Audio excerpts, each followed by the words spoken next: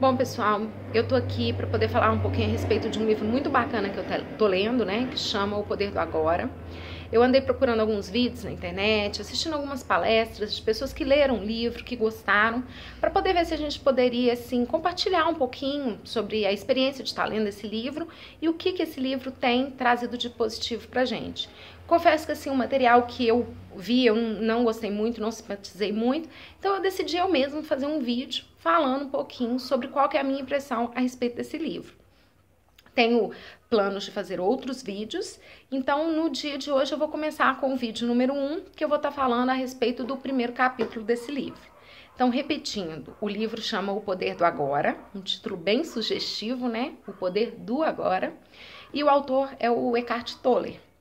E eu sugiro, né, quem puder baixar o livro, eu digitei no Google facinho, baixei, fiz o download e tenho lido o livro, já estou quase no finalzinho e tenho gostado muito do livro.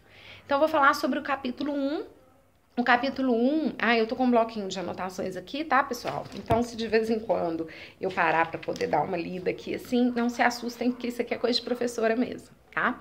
Bom, mas no capítulo 1, ele já começa com um título assim, que pra mim foi bem impactante, que diz que você não é a sua mente. Então ele começa contando rapidinho uma história de um mendigo que ficava nas ruas mendigando e ficava sentado em cima de um baú. Até que um dia um dos transeuntes passou por ele e perguntou: o que tem dentro desse baú aí? Ele falou: não sei, deve ser um monte de tralha velha. Quando esse transeunte foi embora, ele ficou encucado com aquilo. E aí ele resolveu abrir o baú. O que ele descobriu que tinha dentro do baú, gente? Um monte de joias, ouro, né? Metais preciosos. E isso é só uma história que o autor usa. Mas o que ele quer dizer com essa história?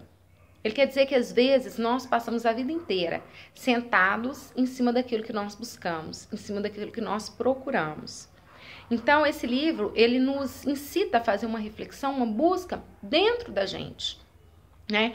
Porque nessa alegoria aí, os tesouros são tesouros que a traça come, que o mundo consome, vamos dizer assim. E nós, né, se esse vídeo chegou até você, eu acredito que é porque você está procurando um tesouro verdadeiro, uma coisa que espiritual mesmo, vamos dizer assim. E o Eckhart Tolle, ele diz que esse tesouro verdadeiro, essa coisa que todos nós estamos buscando, né, que é eterna, né, que tem existência eterna, ele deu o nome de iluminação. Ele fala que todos nós estamos aqui buscando a iluminação. E o que é a iluminação para o Eckhart Tolle? Iluminação é o fim do sofrimento. Mas é o fim do sofrimento, gente, não é porque você vai ser um iluminado que você vai parar de ter o sofrimento aqui no mundo físico. Não é porque você é um iluminado que as coisas não vão de vez em quando sair fora do normal, digamos assim. O fim do sofrimento você vai mudar a sua maneira de encarar as coisas que te acontecem. Você vai encarar as coisas que te acontecem como elas realmente são, apenas como lições, né? Como coisas que a gente passa para aprender e assim expandir a nossa consciência. Então a intenção dele, né, do autor é essa. E ele fala o seguinte: se a gente está buscando essa iluminação, esse final, né, esse fim do sofrimento, qual é o obstáculo? O que não nos deixa atingir esse objetivo?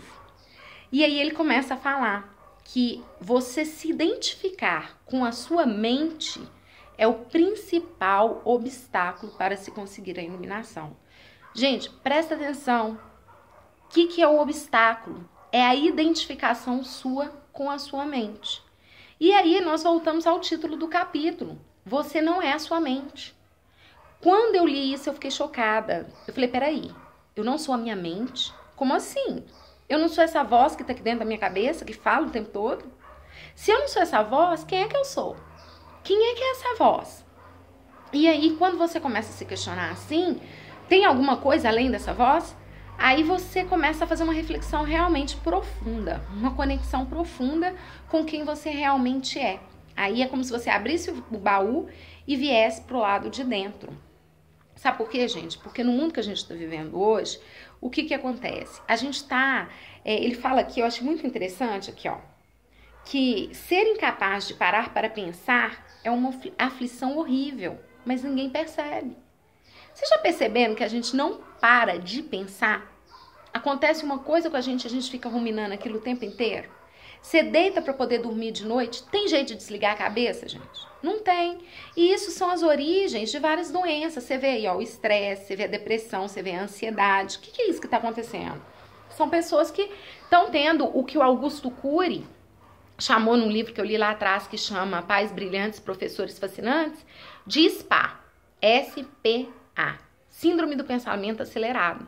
A gente não consegue desligar e a gente fica se torturando. Isso é uma tortura, mas a gente não percebe porque a força do hábito nos leva a imaginar que isso é correto e não é.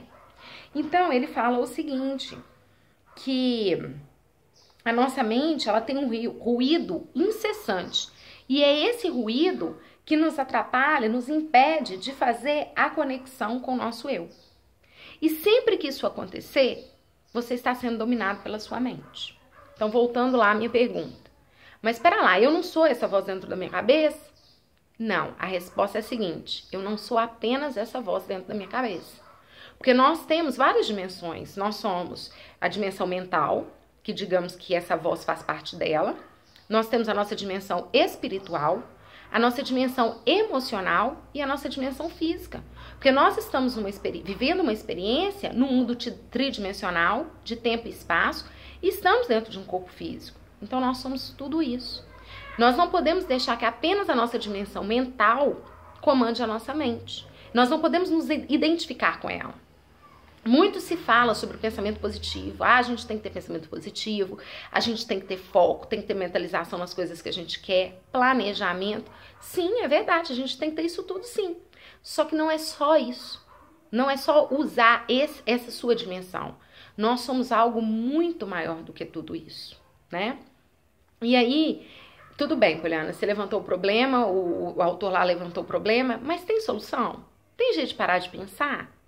Tem jeito de eu descobrir que eu não sou só a voz na minha cabeça? Ou que é a voz dentro da minha cabeça? E aí ele dá também uma sugestão, pessoal, que eu achei assim fantástico. Quem está estudando também um pouquinho de física quântica, vai ver que o negócio casa direitinho, que é o tal do observador. Quando você está estudando física quântica, você descobre que o elétron ele se comporta de uma maneira diferente quando tem um observador. É o mesmo caso com os nossos pensamentos. Então ele sugere o seguinte, porque, por exemplo, você foi trabalhar hoje, aí teve uma discussão na parte da manhã com alguém do seu trabalho, ou às vezes nem foi uma discussão, foi uma coisa assim que te chateou, uma coisa que aconteceu que você não queria que acontecesse. Você vai ruminar isso o dia inteiro.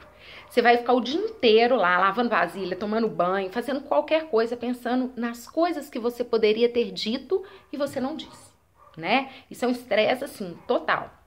E então, o que ele faz? A gente tem que interromper esse ciclo de pensamento. Como? Se lançando como observador. Então, nós não vamos mais pensar, nós vamos observar esse tipo de pensamento que nós estamos tendo. E aí eu achei fantástico que eu consegui visualizar direitinho o que ele falou. Imagina que você é um gato esperando um rato sair da toca, para você ir lá e abocanhar esse rato. Assim vai ser você vai fazer assim, ó. Eu já fiz e eu já vi como funciona. Então é um exercício que eu vou deixar para você agora.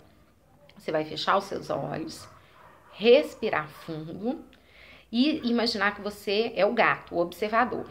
E está esperando para descobrir qual que é o seu próximo pensamento. Ou seja, o rato sair da toca. Então, você tá lá, qual que é meu próximo pensamento? Qual que é o próximo pensamento? Silencia. Sabe o que você vai descobrir? Não tem pensamento.